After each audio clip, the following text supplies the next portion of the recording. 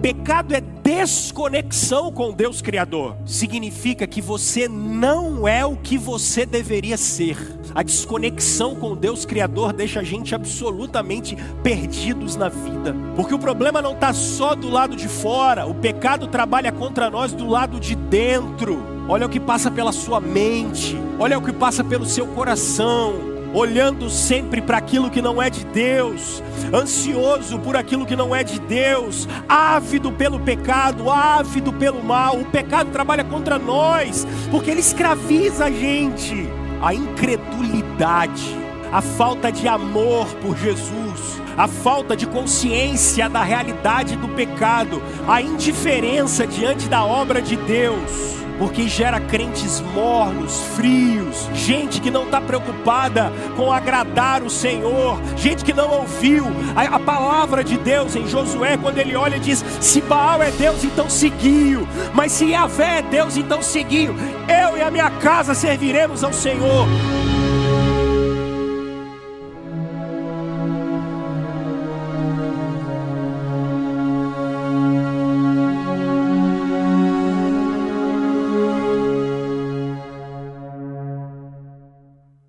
Irmãos, vamos abrir a palavra de Deus, Evangelho de Lucas, capítulo 12. Evangelho segundo Lucas, capítulo 12, versículo 13. Evangelho segundo Lucas, capítulo 12, versículo 13. A gente vai hoje para a quinta parte das 7, que temos conversado sobre os pecados de estimação. Conversamos com vocês sobre a ira, orgulho, vaidade. Enfim, então conversando com vocês ao longo da semana sobre esses pecados que precisamos dar nome e que no nosso tempo normalmente são gourmetizados. E hoje eu quero conversar com vocês sobre a avareza. A avareza. Se a ira é um pecado de reação, se o orgulho é a mãe de todos os pecados, se a vaidade sempre aponta para coisas que estão lá no profundo da gente, a avareza vai ser um pecado que São Tomás de Aquino dizia que não é um pecado do espírito, no sentido de ser um pecado interior. Ele sempre é um pecado que você vai vê-lo na materialidade da vida. E é isso que a gente quer conversar hoje, sobre a avareza. Vamos lá? Evangelho segundo Lucas, capítulo 12, versículo 13 em diante. Vamos aprender um pouquinho do que a palavra de Deus vai ensinar para nós e como dar nome a esse pecado que é tão glorificado nos nossos dias. Alguém da multidão lhe disse: Mestre, dize a meu irmão que divida a herança comigo. Respondeu Jesus: Homem, quem me designou juiz ou árbitro entre vocês? Então lhe disse: Cuidado. Fiquem de sobreaviso contra todo tipo de ganância. A avareza vai entrar aqui. A vida de um homem não consiste na quantidade de seus bens. Então lhes contou esta parábola. A terra de certo homem rico produziu muito. Ele pensou consigo mesmo: o que eu vou fazer? Não tenho onde armazenar minha colheita. Então disse: já sei o que eu vou fazer. Vou derrubar os meus celeiros, construir outros maiores. Ali guardarei toda a minha safra e todos os meus bens. E darei a mim mesmo, e direi a mim mesmo: você tem grande quantidade de bens armazenados para muitos anos. Descanse, coma, beba e alegre-se. Contudo, Deus lhe disse: insensato, essa mesma noite a sua vida será exigida. Então, quem ficará com o que você preparou? Assim acontece com quem guarda para si riquezas, mas não é rico para com Deus. Vamos orar, meus irmãos. Senhor, nós estamos numa época de ganância, de todos os sentidos. Por favor, ajuda-nos a sermos ricos no seu reino. Ensina-nos, nós precisamos. Nós temos sido desafiados tantas vezes todos os dias. Por favor, tem misericórdia de nós. Abre o nosso entendimento. Abre o nosso coração. Em nome de Jesus. Amém. Semana que vem eu vou conversar com vocês sobre gula. Tá? O pecado da semana que vem é gula. E o último, luxúria. Então eu não vou gastar tempo hoje, porque se você acha que gula é só comida, você está errado. Gula não é sobre comida. A história da igreja sempre tratou gula como o seu coração ávido pela vida e nunca satisfeito. Nós vivemos na época mais gulosa da humanidade. É só você olhar o seu carrinho da Shopee e da Shein. Ele está lotado, só que você não vai comprar. Mas ele é ávido. Seu carrinho da Amazon vive assim. Ele está cheio, porque isso é gula. Eu vou conversar com vocês sobre isso semana que vem. Avareza não é isso. Avareza não é consumo. Dante Alighieri, escrevendo o Inferno, o Purgatório e o Céu, ainda no século XIV, e eu estou sempre trazendo o Dante para conversar com a gente, porque essas figuras são muito boas. Dante desenha as almas no purgatório, ainda no livro 7. Dante, e aqui para quem está visitando a gente não acredita em purgatório, a gente não acredita em pecado capital, nem pecado venial, nem acreditamos em virtudes cardeais e virtudes teologais. Isso é teologia católica. Nós somos reformados, a gente acredita em pecado e virtude, pecado e fruto do Espírito. Eu só estou usando dessa forma para ser uma maneira didática. Joia? Beleza? Só para deixar isso muito claro, nós somos reformados. Mas eu estou usando isso para poder ajudar a gente. Dante coloca as almas avarentas como se elas precisassem ser castigadas. Ele coloca as almas avarentas sendo aquelas almas que não conseguem olhar para cima. Vocês já brincaram com alguém dizendo: fulano parece avestruz? Eu sou de um Campo Grande antigo. E no Campo Grande antigo, a gente andava na rua com a mãe da gente. E no Campo Grande antigo, que a gente andava com a mãe da gente, a gente que é menino anda muito desatento na rua. Vocês já viram como o menino anda desatento na rua? Aí quando a gente andava desatento na rua, o que acontecia? Sempre dava um tropeçãozinho. Aí o que a mãe da gente falava? Menino, olha para cima. Você não olha por onde você anda? Parece avestruz, só anda com a cabeça para baixo, não é assim? Só quem entendeu tem 40 como eu. Os mais novos, eles vivem com os pais Uber deles, eles não andam na rua. Mas é isso. Dante coloca as almas como sendo aquelas que só olham para baixo. As pinturas medievais sobre avareza, sobre o avaro, elas sempre colocam as pessoas com a sua nuca dura, sem conseguir olhar para outra coisa que não seja para a terra. Mas por que isso? Anota a definição, pelo amor de Deus. Avareza necessariamente não está ligada a dinheiro. Dinheiro é um fator que te gera avareza. O avarento, segundo a teologia, o avarento é aquele que não consegue olhar para cima. Essa é a origem da avareza. O avarento é aquele que só consegue olhar para aquilo que é material. Ele não consegue olhar para outra coisa. O que é, então, teologicamente, a avareza?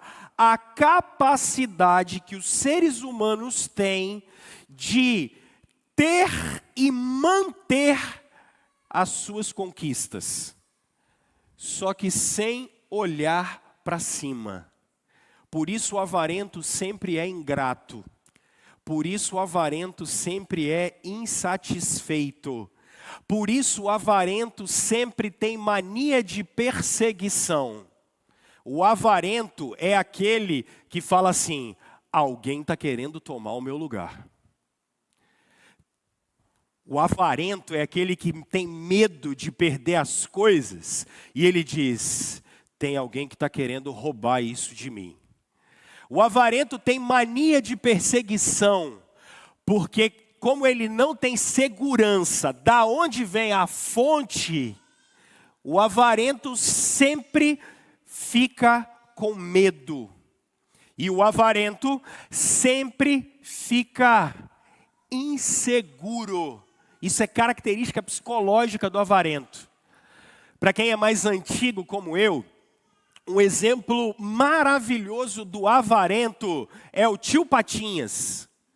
Se você é mais velho, você lembra do tio Patinhas. O tio Patinhas é de uns contos dos patos, do DuckTales, da Disney. Era o tio Patinhas e o Pão Duro McMoney. Eram os dois patos mais ricos do mundo. E o tio Patinhas, ele guardava, essa é a característica do avarento, ele guardava toda a sua riqueza numa caixa forte, para ninguém poder pegar dele. Mas pode ser qualquer outra coisa, porque o avarento tem medo de perder a família, mas não é porque ele ama a família, é porque ele na verdade não confia em Deus. Ele não entendeu que a família é dádiva de Deus. O avarento tem medo de perder o trabalho, porque ele não confia em Deus. Ele acha que ele só tem aquilo ali na vida, ele não tem mais nada. Ele acha que é autossuficiente. A avareza é a nossa capacidade de simplesmente trabalhar ou fazer tudo para ter em benefício próprio. Mas não só isso, o avarento é capaz de tudo para manter aquilo que ele diz que é dele. Só que a gente entra agora num lugar muito ensaboado. Porque é verdade que a gente precisa trabalhar para ter, e é verdade que a gente precisa trabalhar para manter as coisas. A grande questão é a finalidade. E aí eu entro numa grande questão do nosso tempo. Max Weber vai ser um sociólogo do início, junto com alguns, vai começar esse movimento da sociologia. O Weber tinha uma ideia, especialmente do calvinismo na ética protestante, dizendo que os calvinistas trouxeram para a sociedade capitalista do século XXI uma reflexão que nunca existiu. Por quê? Porque na antiguidade, por que os homens trabalhavam? Porque era castigo de Deus. Tanto na ideia católica quanto na ideia greco-romana, trabalho sempre foi castigo de Deus, até João Calvino. Porque Calvino substitui a ideia de orare e labutare como o labutar como sendo trabalho, como sendo oração. Na ideia dos protestantes, trabalhar é cuidar do jardim de Deus. Trabalhar não é uma maldição, é uma coisa boa. Calvino traz essa ideia para o Ocidente de que quem trabalha, de certa forma, ora. Mas o que Calvino dizia? Quem trabalha reflete o Senhor na terra. Só que Weber vai fazer uma crítica curiosa, porque pegaram João Calvino no nosso tempo e mudaram isso. Nós, no século 21, transformamos trabalho num bem em si mesmo, numa finalidade em si mesma. Tanto que você chega no final da semana cansado, não porque você se sente realizado, mas porque o trabalho se tornou um fardo tão grande que já não é mais cuidar do jardim de Deus. E o que acontece? Você termina a semana sempre com dois sentimentos: de que você não fez o que você deveria fazer, e parece que sempre está faltando alguma coisa. Significa que nossa semana é improdutiva. O que nós fizemos? Nós só terminamos a semana assim, não é porque a gente trabalhou demais, não. É porque nós fizemos as nossas atividades diárias se transformarem num fim em si mesmo. Então nós não conseguimos mais ter deleite. Nós não temos deleite no trabalho, nós não temos deleite nas atividades, nós não temos deleite em nada. E aí entra a avareza, porque no nosso tempo você compra curso na internet para ficar milionário. No nosso tempo, você compra curso para destravar drive, para você poder ser um sucesso. E o bom é ser isso.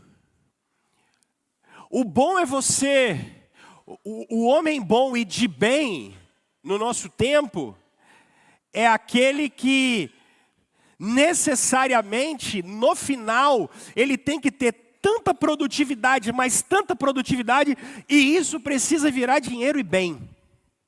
Porque se isso não virar dinheiro, bem e sucesso, esse cara está com defeito, esse cara está com problema. Porque no nosso tempo, e aqui eu quero aplicar isso para poder entrar no texto, a avareza é um Deus. No nosso tempo, ser avarento é uma virtude. Ter, consumir, comprar, realizar, fazer, progresso. E aí o que está acontecendo comigo e com vocês? Vocês não ficam satisfeitos, vocês nunca estão plenos, vocês nunca estão felizes. Entra a semana, termina a semana, o homem só consegue olhar para baixo. Ele não consegue olhar para cima. Não tem nenhum tipo de relação de prazer com a vida. Não tem nenhum tipo de relação de prazer com a atividade laboral, com a família. Tudo existe para me servir o tempo todo. O avarento é esse, ele se agarra nisso, ele quer ter, ele quer manter, e para isso, nem que ele tenha que ser paranoico, ele vive assim. Com mania de perseguição. E aí, existe um efeito colateral muito grande no avarento, que é a compulsão. Todo avarento é compulsivo. Porque você pode falar assim: pastor, então a turma que guarda dinheiro, e esses caras, você que tem dificuldade com dar dízimo, tem dificuldade com dar oferta, isso é avareza. Você que tem dificuldade com caridade, isso é avareza. Isso é amor e apego que você tem ao dinheiro. A dificuldade que você tem em ajudar o irmão, isso é apego, é avareza demais. Só que, por outro lado, um efeito do avarento é a compulsão. Perceba alguém, sabe o maior avarento da Bíblia? O filho pródigo. Mas como assim, pastor? O filho pródigo não é perdulário? É. Perdulário é aquele que irresponsavelmente gasta tudo. Vocês já viram aquelas pessoas que você dá dinheiro na mão dele? E aí a gente fala assim: fulano não pode ver dinheiro. E quando vê, gasta tudo. Já viram esse tipo de gente? Vocês não são assim, não. Vocês são... Só tem gente que poupa aqui. A avareza tem dois lados. Você que é pão duro é avarento. Você que é pão duro, você atravessa o Oceano Pacífico com um sal de fruta na mão. fechado. É o famoso mão de vaca. Nada tem, nunca pode. Você é um pão duro. Você é avarento. Você ama dinheiro. Você ama posse. Você é pecador. Isso é pecado. E em nome do pode faltar alguma coisa. A gente sempre é assim, né? É o avarento. A gente sabe, porque dinheiro, bem, posse é para ser bem administrado. Que é o que o texto bíblico vai dizer para você. Você é pão duro, tá? Você é avarento. Você tem medo de faltar. E o medo que você tem de faltar não é porque você quer administrar bem, não. Porque é possível você ser previdente, guardar, mas ser generoso. E a cura para o avarento é a generosidade. Eu estou falando, você é pão duro. Você é pão duro. Você dá tchau para os outros assim, ó. Já viu o cara que dá tchau para as pessoas assim, tchau? Porque se abrir, cai a moeda dele. O avarento é aquele que nem a mulher sabe a senha do banco dele, porque vai que ela pega. Esse é avarento. Esse é pão duro. Agora, você que é um gastador, você também é avarento. Você ama dinheiro. Você é tão avarento que você gasta tudo. E você quer mais, e mais, e mais, e mais. São os endividados. Hoje, 70% dos brasileiros são assim. Você também é avarento, porque você ama dinheiro, você ama posse, você ama bem.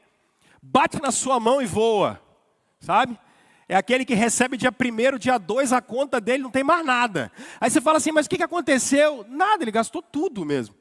Ele já comprometeu todo o orçamento dele daqui a 3 anos. Ei, meu amor. Isso é avareza, é amor a dinheiro, é apego a bens.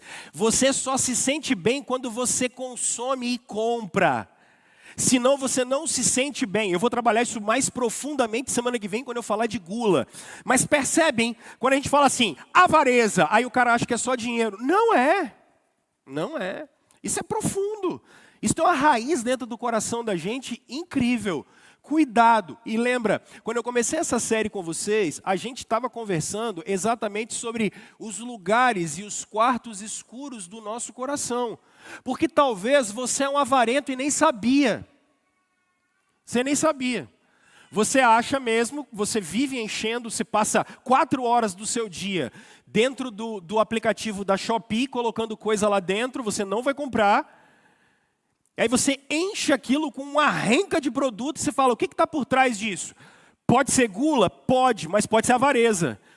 Porque quando bater aquele Pix na sua conta, meu filho, quando ele bater, com 10 minutos você deu um jeito de gastar tudo.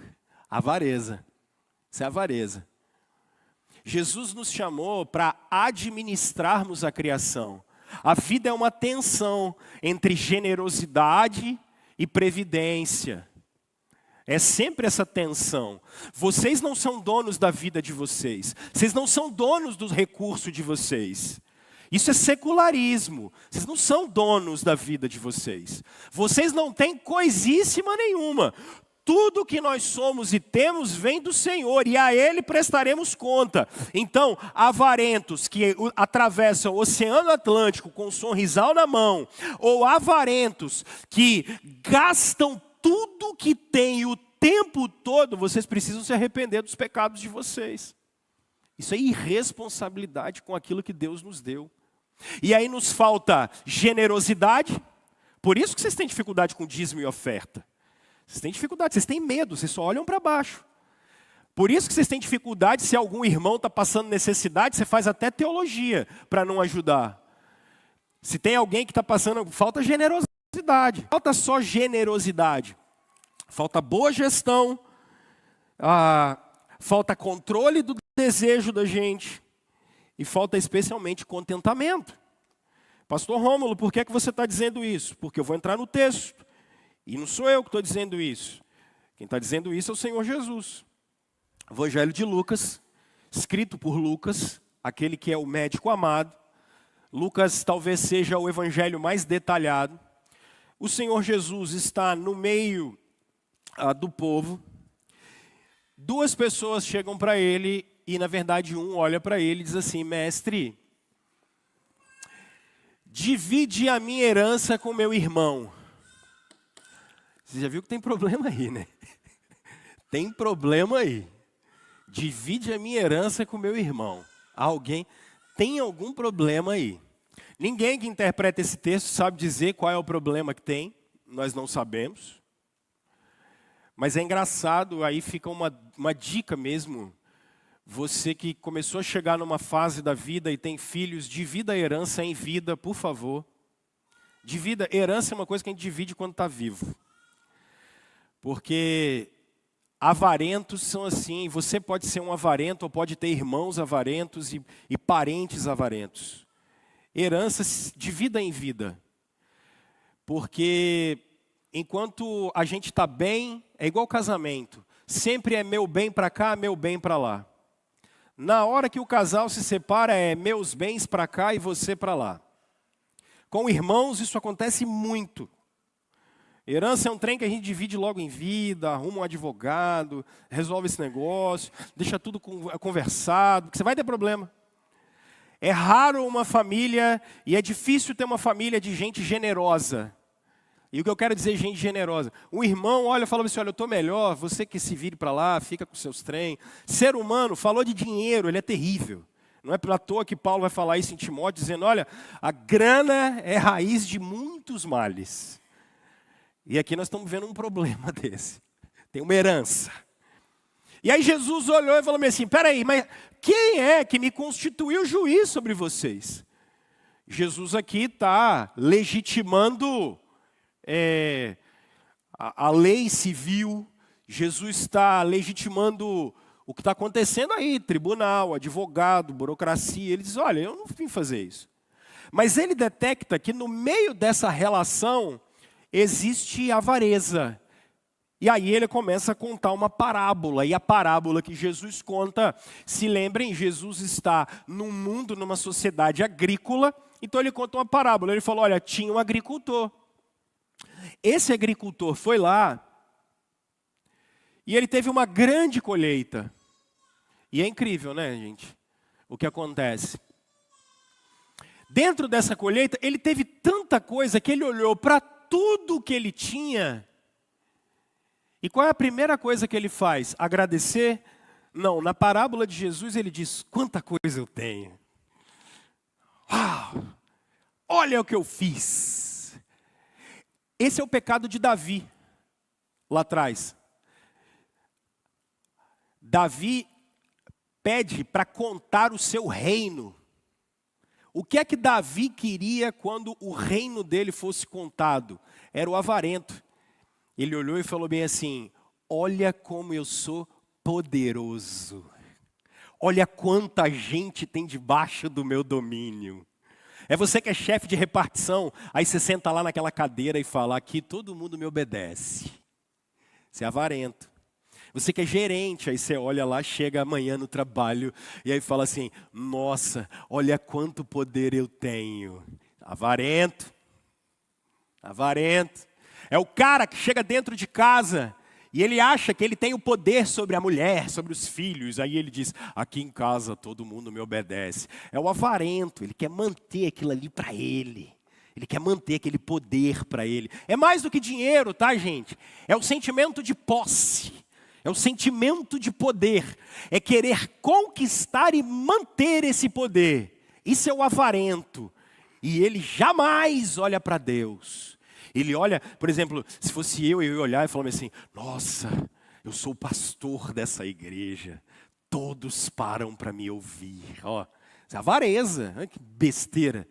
Porque percebe como ela vem junto com orgulho? Então muito cuidado, olha esse quarto escuro da sua alma.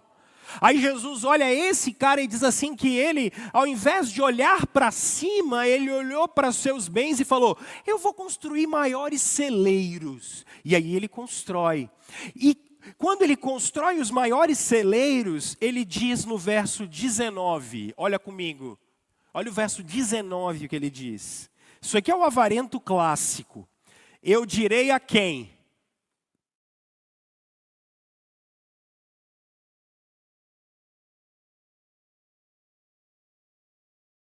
Eu estou me sentindo bam, bam, bam, bam, bam aqui.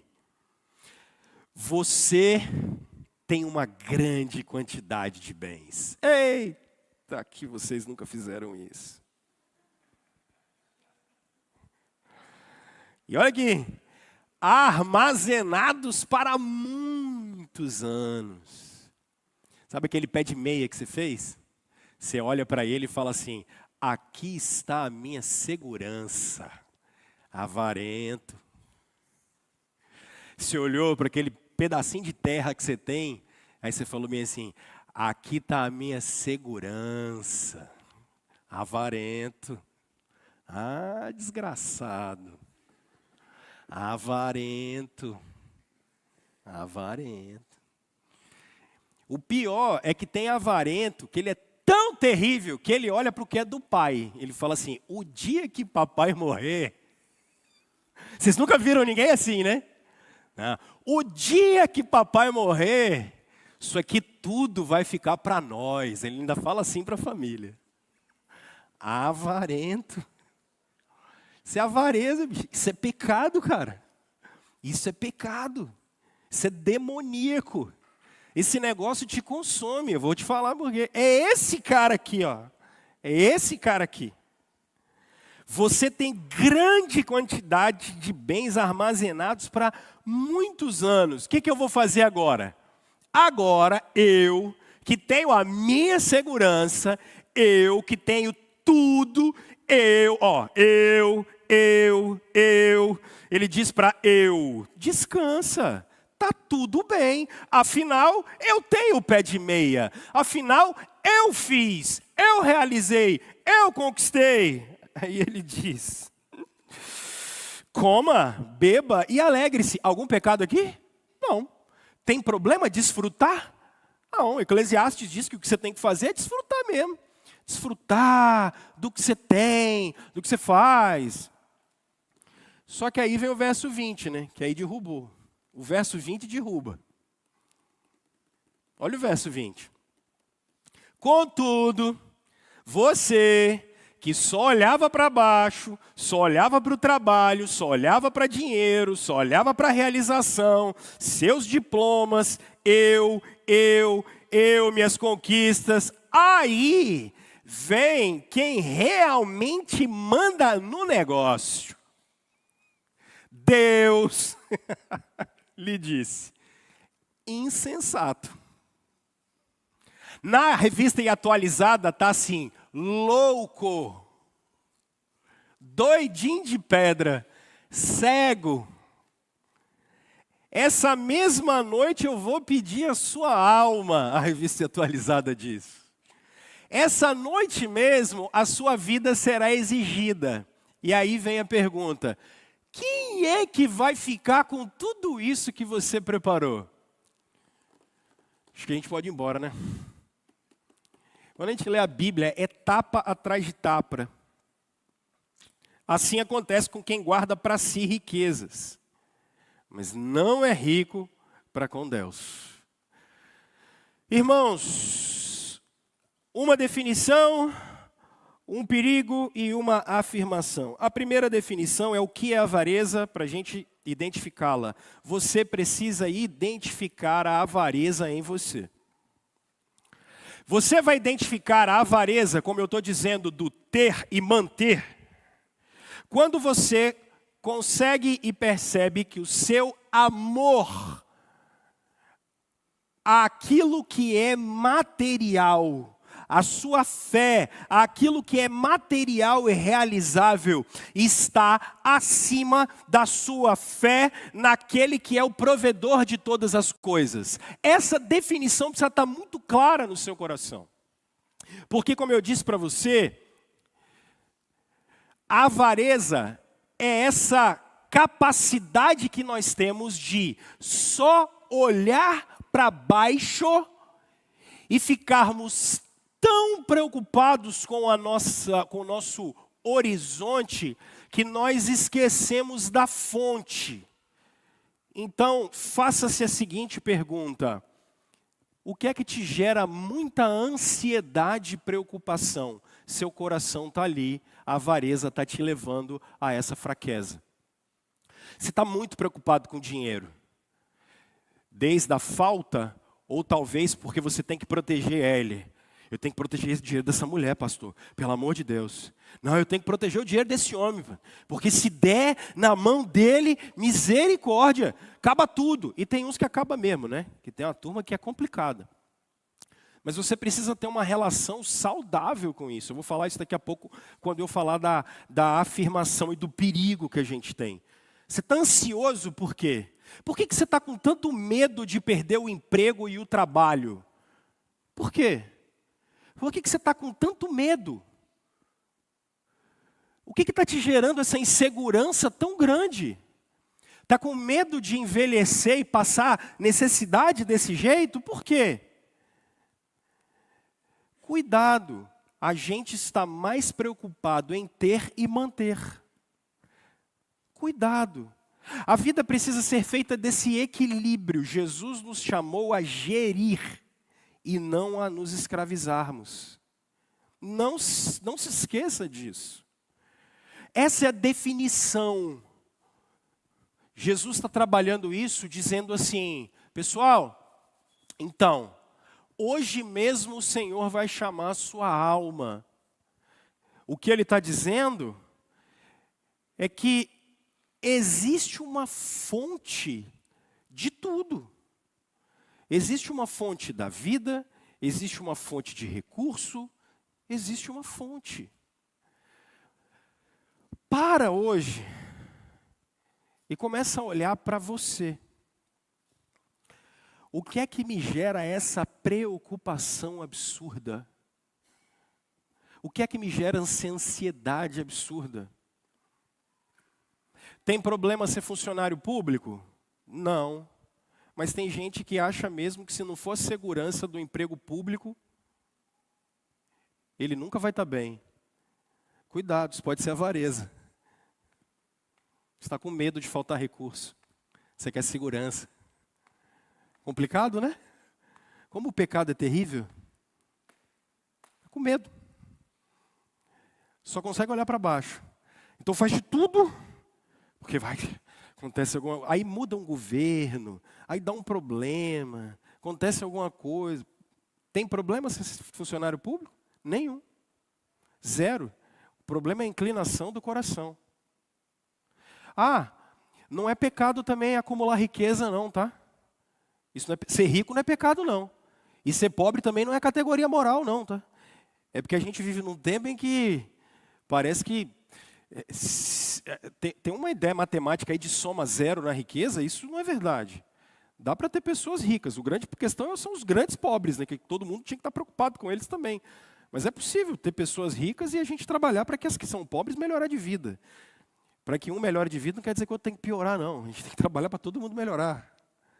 Então, a gente precisa tomar cuidado com isso e equilibrar esse negócio.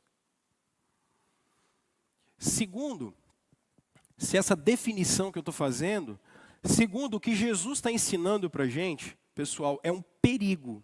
E que perigo é esse? Como eu estou falando para vocês. Tem problema trabalhar? Não.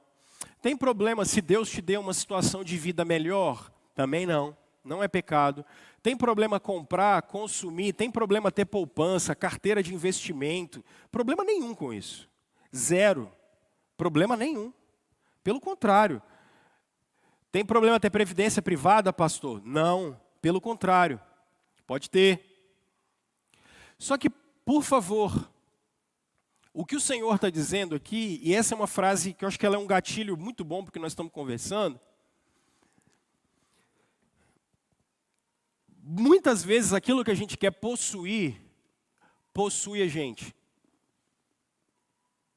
E é isso que você precisa ter aqui. Muitas vezes o que você quer possuir acaba te possuindo. E esse é o problema da avareza. Você quer sucesso demais, o sucesso te consome. Você quer dinheiro demais, o dinheiro te consome. Você quer beleza demais, a beleza te consome. Nós precisamos tomar cuidado. Esse cara aqui no texto, e o verso 19, ele é bonito nisso. Tinha problema plantar, Robert estava ensinando a gente ali agora, né, Robert? Como é que é o milagre da colheita. Um saco de milho dá 150, né? Rapaz, imagina, você plantar um saco de milho, você consegue colher depois de 150. Um pé de café, acho que o Neuci estava falando que você vai colher uns 30 anos. Olha como a criação é milagrosa, né? A gente precisa tomar cuidado, porque aquilo que a gente quer possuir, começa a possuir a gente. E aí, como eu já falei com vocês, o mundo antigo entendeu isso muito bem. Os gregos tinham um mito, que era o mito do Midas. Quem era Midas? Midas encostava em tudo e virava ouro. Aí você diz, pastor, que maravilha! Midas é sensacional, afinal de contas, tudo que ele encosta vira ouro. Qual é o problema? Ele clamou aos deuses para que isso acabasse, porque ele queria comer um pão e virava ouro. Como é que ele engole? Cuidado. Cuidado. Alexandre o Grande entendeu isso tão bem, que ele gastou os 30 anos da vida dele, porque viveu pouquíssimo, tentando poder e conquistar tudo. Só que ele morreu muito rápido. E ele pediu que quando ele fosse enterrado, e no velório dele, ele pediu que a mão dele fosse colocada para fora daquilo que eles chamavam de caixão. Porque no final da vida ele falou, rapaz, a gente não leva nada. Cuidado. Avarentos, que só olham para baixo, podem ser consumidos pela perseguição. Você pode querer proteger sua cartela de investimento, sua conta, você pode querer proteger tudo que você é de todo mundo, você pode querer proteger seu emprego, e aí você acha que está todo mundo te perseguindo, cuidado. Briga dentro de casa com a mulher porque não sabe equilibrar as contas, briga dentro de casa com o marido porque não sabe equilibrar as contas, ou ele é pão duro, ou ela gasta demais. Aquilo que a gente quer possuir pode acabar possuindo a gente. Então, por favor, analise as motivações do seu coração hoje.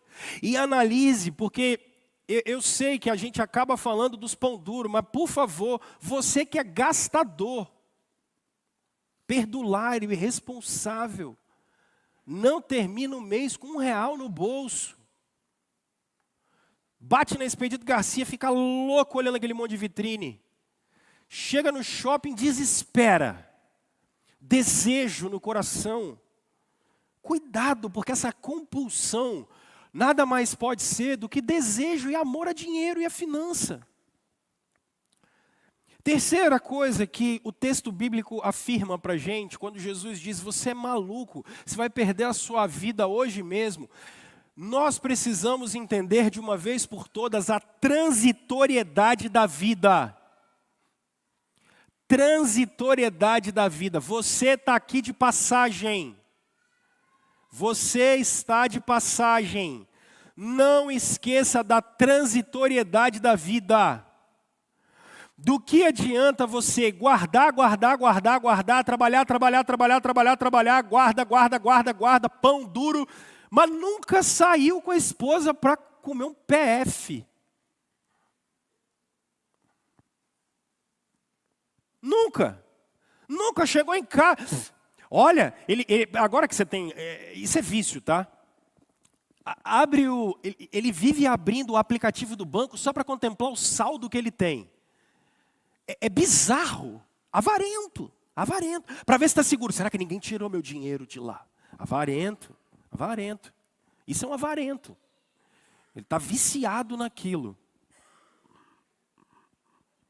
Nunca aproveitou um dia com a esposa, não aproveita um dia com o marido, nunca fez uma viagem com os filhos. Por quê? Porque ou não pode gastar, porque vai que falta, ou já gastou tudo. Avarento, perdulário, não consegue se programar. Nunca comprou uma blusinha ali embaixo para levar para a esposa de presente. Mas quer o prato dele feito na mão, o bonitão. Os meninos dele nunca viram um presente. Nenhum com aquelas pilhas verdes que vem, que usam uma vez e acaba tudo logo. Nunca viu. Nunca viu. Irresponsáveis. Só olham para baixo. Não tem uma foto viajando, porque nunca se organizou. Isso é pecado. Isso é pecado. Vive uma vida de escassez porque sobra, porque acha que tem que ter segurança. Pecado. Você tem que administrar direito. A vida é feita para ser aproveitada. E aqueles que só aproveitam, pecado. Pecado. Nós somos chamados a ter equilíbrio, a administrarmos a vida direito. Por quê? Porque ela é transitória. Ela vai passar. De que adianta? Nós vamos para o país do pé junto. Lembra dessa expressão? Nós vamos para lá, caminhando, a passos largos. Então, pelo amor de Deus, para com esse amor a bens materiais. Olha como nosso Senhor termina isso. Ele diz: assim acontece com quem guarda para si as riquezas, mas ele não é rico para com Deus. O avarento é assim. Ele não é rico para com Deus. Ele está preocupado com o saldo bancário dele. Ele está preocupado com a segurança dele. E ele, qual é o remédio para os pão duros e qual é o remédio para os perdulários? 3. São 3 remédios, de 8 em 8 horas. Primeiro, generosidade.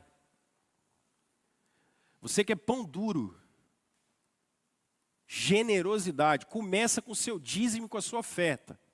Generosidade. Pastor, mas eu ando endividado, eu entendo. Só que você confia em quem? Na sua gestão ou você confia na providência de Deus? Generosidade. Comece com generosidade. Abra o seu coração. Peça perdão. Olha para Deus. Diz desculpa. Outra coisa, você que não dá dízimo há muito tempo, esquece esse negócio de botar. Eu já vi crente é tão doido que eu já vi crente falando assim: eu preciso botar meu dízimo em dia. Isso aqui não é carnê do baú, meu filho. Isso aqui não é prestação da Casas Bahia. Jesus não te cobra juro. Você está maluco? Está doido? Para com isso. Você não deu dízimo porque você peca, porque você confia em dinheiro, você não tem um coração liberal, você não se administrou direito. Então o que você fez? Você não confiou na providência de Deus. E aí o que você faz? Aí agora, tem 5 anos que você está tentando botar as contas em dia, não é? Não vai conseguir, esquece. Você não é generoso, cara. Você não entendeu nada do reino de Deus. Esquece, esquece. Um abismo vai puxar outro abismo. Para agora, pede perdão, seja generoso. Olha as pessoas que estão com dificuldade à sua volta, na medida do possível. Abra o coração, abençoe. Generosidade. A Bíblia trabalha com generosidade. Você que ama mais o dinheiro, que ama mais os bens, que ama mais as conquistas, que ama mais o que é material, que como as almas no inferno de Dante, só olham para baixo, não olhem para cima, peça perdão. Jesus Cristo morreu e ressuscitou para você ter um coração não controlador, mas generoso, meu filho. Generosidade. Tenha um coração liberal. E não estou falando só porque eu quero falar assim, o pastor falando de dinheiro. Avarento. Avarento. Olha como é que o pecado está agarrado no seu coração. Avarento. Vá pedir perdão a Deus. Vá abençoar a vida das pessoas que estão aí fora. Abençoa a vida de um monte de gente que precisa de um pacote de arroz, aquele sofá que tem na sua casa. E aqui eu queria falar sobre isso. Você ora pedindo um carro. Aí Deus vai lá e te dá o carro. Aí o que você faz? Ninguém entra no carro do cara. Ele ora, fala: Deus, eu quero tanto reformar essa casa. Aí ele reforma a casa, ninguém entra na casa do cara mais. Você é discípulo de Jesus, olha o que você vai participar. Toda vez que Jesus tem alguma coisa na mão dele, ele pega, ora, abençoa e parte. Bem-vindo ao reino. Aí na casa dele, a gente nem entra, né? Afinal de contas, nós, pobres mortais, o que nós vamos fazer na sua casa? Aquele sofá que você acabou de mandar limpar. Volta para casa, pega aquele jogo de jantar que você guardou para as visitas, que você nunca usou e usa. E sai daqui e chama uns 8 irmãos para comer na sua casa, que é para comer logo tudo. Pelo amor de Deus, cara, não tem generosidade. Não tem generosidade. Nunca deu uma bala Frigels para ninguém. Pelo amor de Deus, generosidade, gente. Tem a campanha que a gente faz para arrecadar, não sei o que, da chuva. Aí ele pega aquela camisa que está furada com buraco, que ele nem usa. Vote no Tião. Eu estou errado? Não tem generosidade. Está apegado, está agarrado. Para onde você vai, meu filho? Você não vai usar isso. Deus te deu. Seja generoso. Abençoe a vida das pessoas. É claro que eu tenho falado para vocês serem responsáveis. Esse é o desafio do cristão. É pagar as contas em dia. É conseguir ter a previdência. Mas conseguir ser generoso.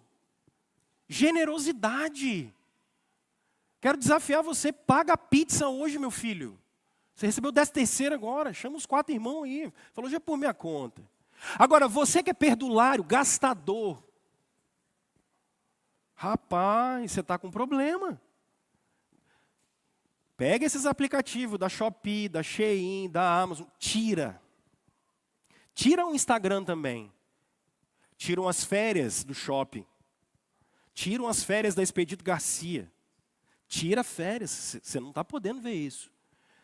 Porque você tem muito apego a esse negócio, você tem apego a comprar, a consumir. Está vazio, saco furado, vazio. Chegou no final do ano, aproveita que você recebeu um dinheirinho a mais aí, começa a ajustar as contas. Por quê? Porque o primeiro remédio para o avarento é a generosidade, e o segundo é controlar desejo. Como é que a gente usa as coisas que a gente tem? Para você que é gastador, quero, posso e devo. Tem um monte de coisa que você quer, mas não pode e não deve. Tem um monte de coisa que você quer, mas não deve fazer e não pode, não é momento. Não dá, você não consegue abraçar o mundo todo. Você até queria, mas não posso, não pode. Depois, eu posso. Às vezes você não pode. Você não está podendo. Se você não está podendo, segura a onda, se programa para poder fazer, ué. Terceiro, que todo cristão deveria fazer, eu devo fazer isso. Eu devo. Está na hora, é momento, controla desejo. Você precisa controlar o desejo. Você está vendo que você ama mais as coisas materiais do que ama o Senhor. Controla isso. Terceiro e último remédio para avarentos, contentamento. Contentamento, gente. O apóstolo Paulo vai nos ensinar isso em Filipenses. Eu aprendi a viver contente em toda e qualquer situação. Tudo posso naquele que me fortalece. Eu consigo viver na abastança, sem problema nenhum, mas eu também consigo viver na dificuldade, sem problema nenhum. Eu estou contente em toda e qualquer situação, porque não é a situação que tira a minha paz. Não é a situação que tira a minha paz. Não é sobrar dinheiro que tira a minha paz. Não é faltar dinheiro que tira a minha paz. Eu estou num processo de Deus. Eu estou vivendo a vida. Eu não olho só para baixo, eu olho para a fonte. Ela é que me ajuda. Lembrem-se do que nosso Senhor nos ensinou a orar. O pão nosso de cada dia nos dá quando, gente? Amanhã não é problema seu. Hoje. A providência é diária. Diária. Diária. O Senhor se manifesta diariamente. Diariamente.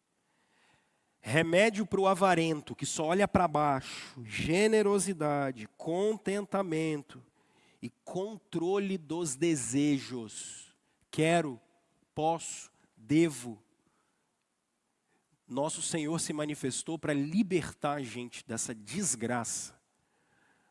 Nós não podemos ser escravos das riquezas, escravos dos bens, escravos dessas coisas. Quando você se vê livre disso, você vai perceber como o Senhor é suficiente. Gente, tem gente muito rica que vive na miséria. E tem gente muito pobre que também vive na miséria. Tem muito pobre avarento. E tem muito rico avarento. O problema não é o dinheiro. O problema não é o bem. É o seu coração. O problema é o nosso amor